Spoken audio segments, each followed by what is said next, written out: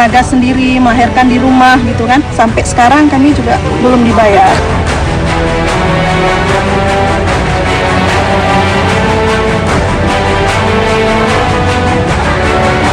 Masalah gini juga.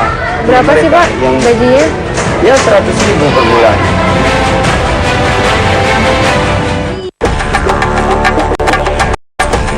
Inilah Langkahan, sebuah kecamatan di Kabupaten Aceh Utara. Jaraknya sekitar 4 jam perjalanan dari kota Lok Sumawe. Meski tak jauh dari pusat kota, namun ternyata masyarakat di wilayah ini masih dirundung berbagai keterbatasan. Dari 8 dusun yang terletak di Kecamatan Langkahan, Kabupaten Aceh Utara, 3 dusun diantaranya kondisinya masih sangat tertinggal pemirsa. Tidak adanya infrastruktur seperti jalan dan jembatan membuat akses publik seperti kesehatan dan juga pendidikan juga masih kurang di dusun ini. Nah, Indonesia kali ini akan mengajak salah seorang tenaga medis yang berada di pusat desa untuk memberikan pelayanan medis di sana. Lantas seperti apakah tantangan dan hambatan yang kami lalui? Ikuti terus Indonesia.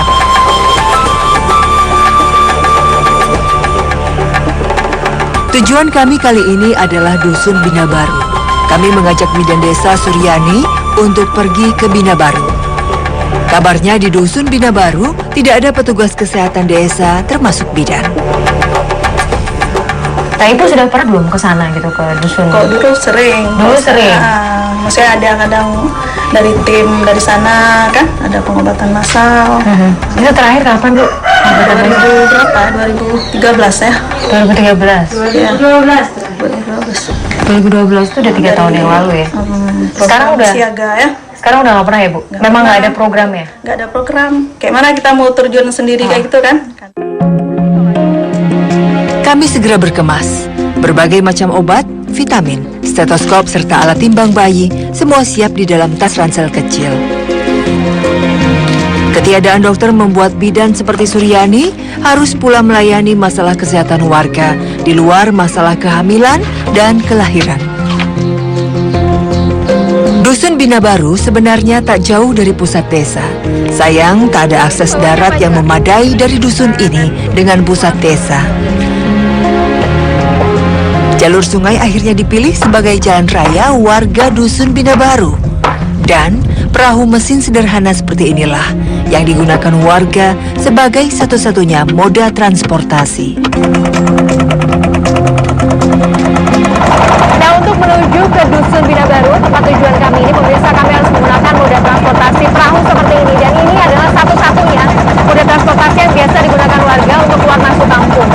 Pada saat musim penghujan tiba, jarang sekali warga dari 3 dusun terpencil ini akan turun ke pusat desa karena debit air yang tinggi, kemudian arus sungai yang deras, ditambah lagi resiko dan ancaman banjir yang sering melanda tempat ini.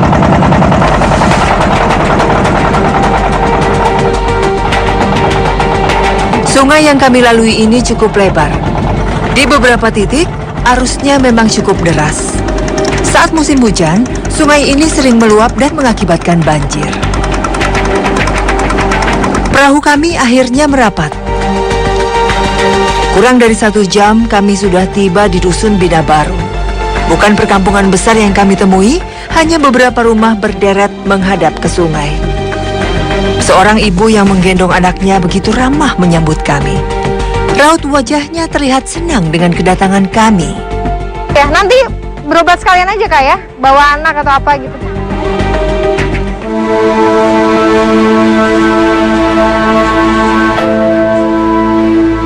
Kami kemudian menuju sebuah balai sederhana di tengah kampung. Balai yang lebih mirip musola ini memang biasa digunakan warga untuk berkumpul.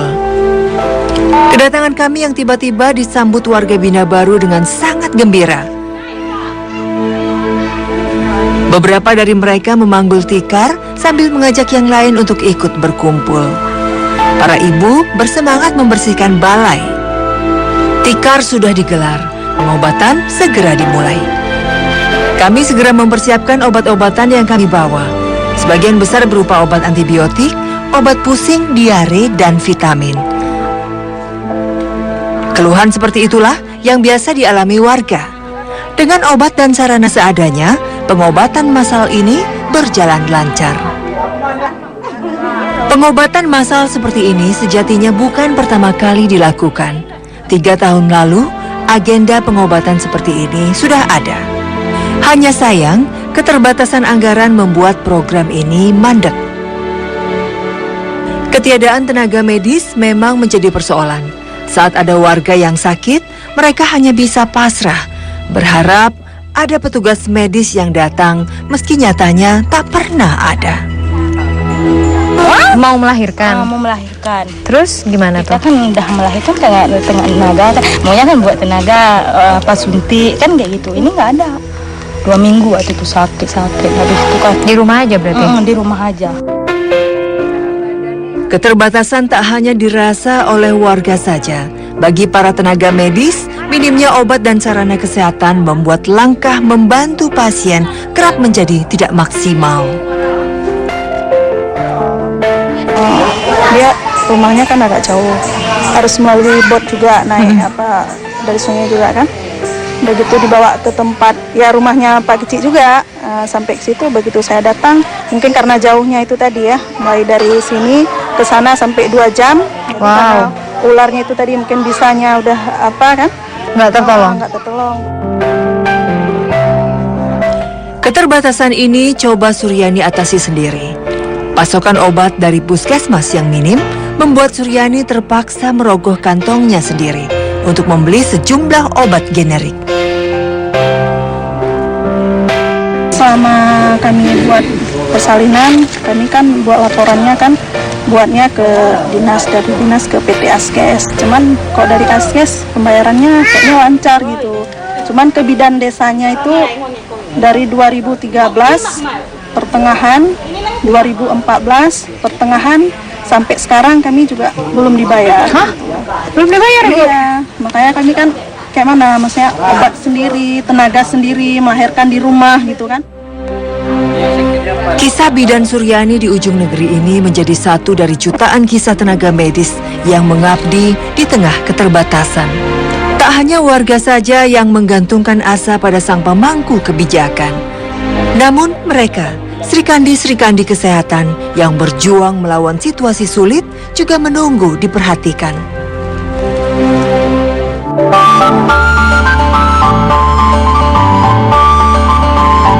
Saat kami datang, warga Bina Baru tengah panen pisang.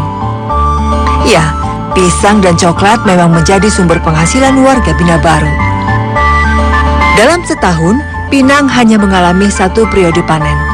Namun, 1 periode panen waktunya cukup lama, yakni 6 bulan. Proses panen dan menjual pinang tidaklah sulit. Warga cukup memanjat pinang untuk memotongnya dari dahan. Pinang-pinang yang sudah terkumpul lalu dijemur sampai kering. Pinang kering lantas dikupas dari kulit luarnya. Nah, pinang kupas kering inilah yang siap dijual ke pasar. Berapa lama sekali biasanya warga di sini harus ngumpulin pinang terus kemudian dijual ke sana? Paling dalam 1 minggu tuh 4 hari udah bisa dijual. Oh, jadi 4 hari sekali atau 3 hari sekali gitu? 3 kali sehari. Dijualnya kemana nih, Bang? Ke Bidari. Ke Bidari. Dalam sekali jual, warga bisa mengumpulkan hingga 20 kg pinang. Mereka bisa mendapatkan uang sekitar Rp160.000.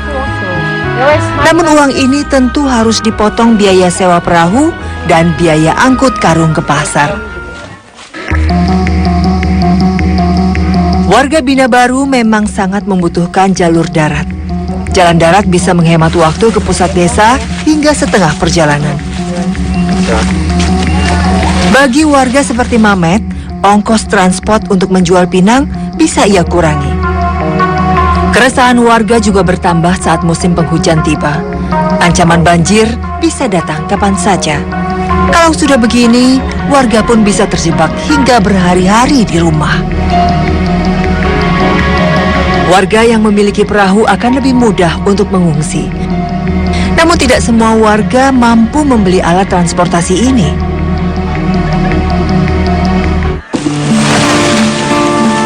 Mamet masih berharap besar. Pemerintah daerah akan segera membangun jalan darat menuju kampungnya. Saat menghadapi kesulitan di dusun, terkadang terbersit keinginan untuk pindah ke pusat desa.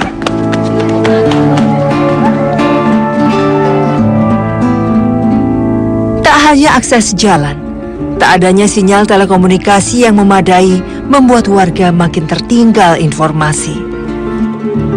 Unik sekaligus miris. Manakala melihat warga harus ke pinggir sungai mencari peruntungan mendapatkan 1 atau 2 sinyal seluler. Selebihnya, warga hanya bisa memandangi telepon seluler tanpa bisa berbuat apa-apa. Warga Bina Baru mengandalkan sungai sebagai pemasok utama kebutuhan air mereka. Ya, tidak ada satupun sumur atau saluran pipa air bersih yang terpasang di dusun ini.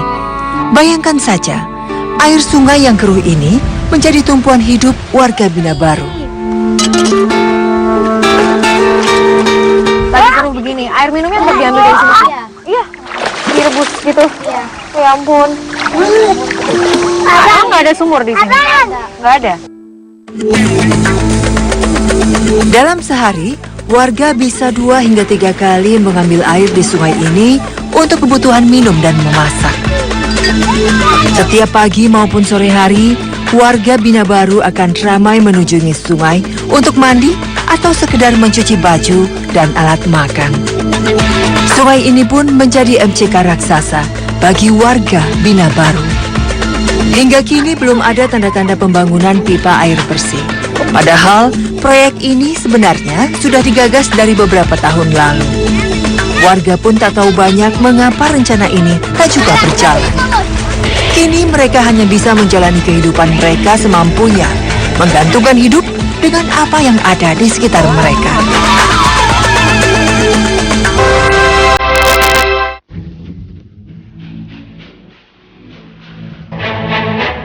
Pagi hari di dusun Bina Baru adalah waktu yang sibuk. Orang dewasa ke sungai sibuk dengan kegiatan mereka. Begitu pula dengan anak-anak. Mukmin dan teman-temannya begitu semangat pagi ini. Mereka ke sungai untuk mandi. Selesai membasuh badan di sungai, Mukmin pulang untuk bersiap ke sekolah.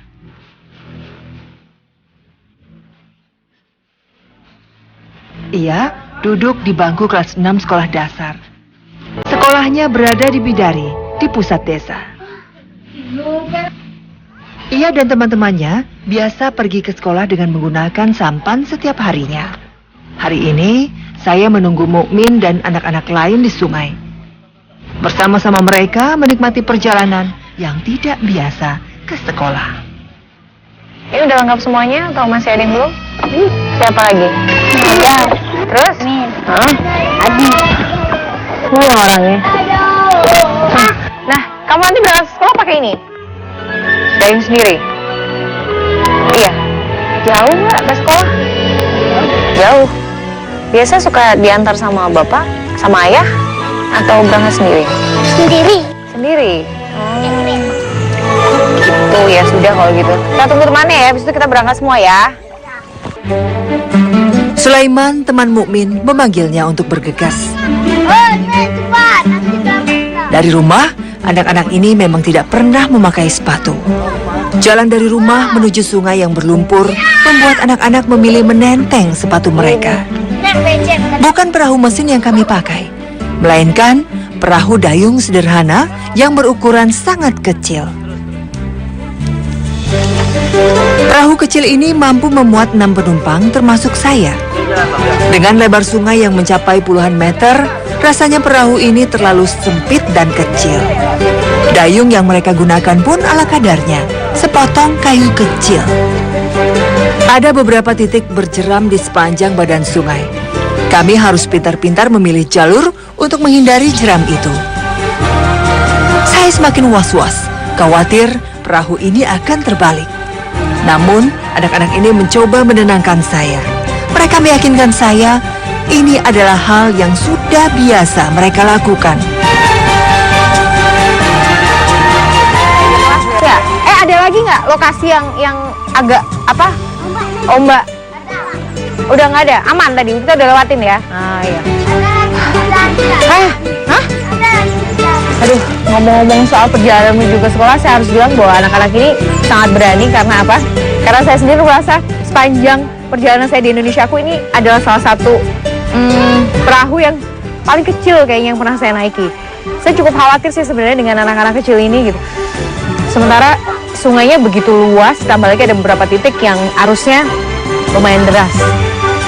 Tapi luar biasa semangat mereka untuk belajar. Anak-anak ini memilih menggunakan perahu dayung ke sekolah. Sesekali mereka menumpang perahu mesin warga yang hendak pergi ke pusat desa. Tapi itu tidaklah sering terjadi. Menggunakan perahu dayung membuat perjalanan memang lebih memakan waktu. Namun, inilah keadaan yang harus dijalani anak-anak ini.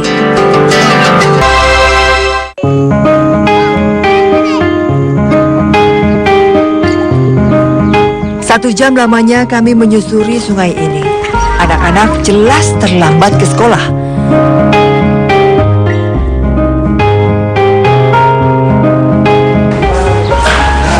Kenapa terlambat? Sampah dari rumah. Rizky juga? Cari lupa. Murni? Iya. Jadi terlambat ya maksudnya? Sama saya juga Pak, maaf ya. Biasanya kalau pulang ke kemana Pak? Saya mungkin sampah di depan. Ada sampah? Iya.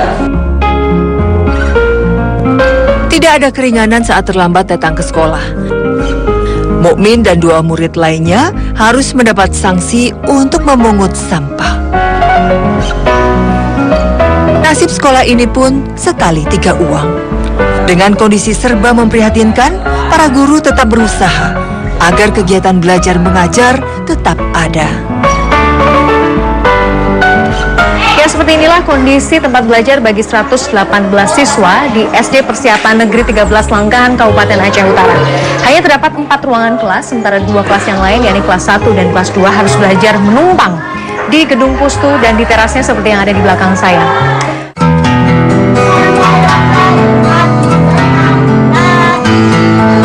Papan tulis tergeletak di pagar.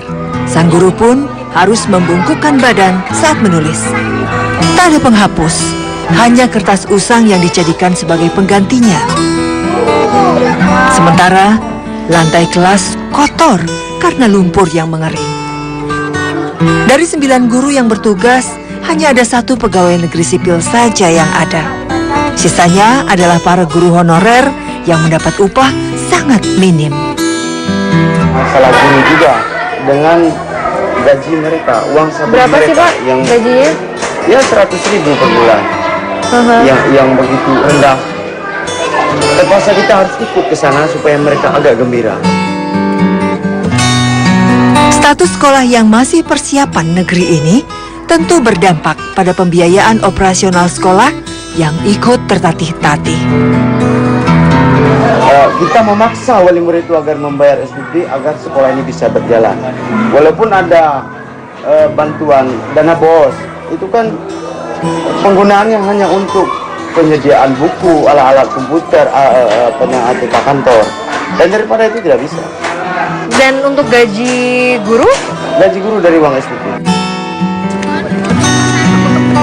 Kepala Desa Lubuk Pusaka menyadari kondisi desanya masih jauh tertinggal. Akses jalan, pendidikan, kesehatan, hingga perekonomian warga masih sulit berkembang. Bertahan di dalam keterbatasan memang pedih. Namun, inilah yang bisa mereka lakukan. Membentangkan harapan sejauh yang mereka bisa. Menunggu, suatu saat kelak akan menjadi nyata kesejahteraan bagi anak-anak dusun Bina Baru.